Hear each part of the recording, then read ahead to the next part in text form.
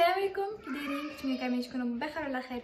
اليوم الفيديو غادي يكون على الواقعه اللي وقعت في فجر يوم الجمعه 6 مارس 2026 في المسجد بدوار ابنوهن تابع لجامعه امهاجر في اقليم دريوش. والضحيه كانت الامام الله يرحمه، كيبلغ في العمر ديالو حوالي 65 سنه، وكان كيصلي بالناس صلاه الفجر حتى جا هذا الشخص على غفله. المعتدي استعمل عصا او هراوه، كاين تقارير كتقول حتى سلاح ابيض. وضرب الامام ضربات عنيفه على مستوى الراس وهو كيصلي، الشيء اللي اداه للوفاه ديالو في الحين قدام المصلين.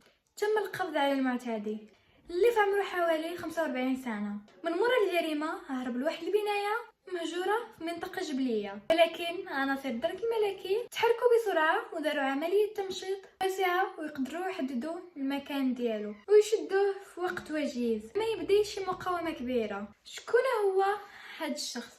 معطيات كتشير لواحد الخلط بين المرض النفسي. بزاف ديال المصادر والسكينه كيقولوا بان هذا الشخص معروف في المنطقه بتصرفات غريبه، وكان كيعاني من اضطرابات عقليه، وكان عليه ديجا بزاف ديال الشكايات، ولكن ما تمش اتخاذ الاجراءات قبل ما تقع الكارثه.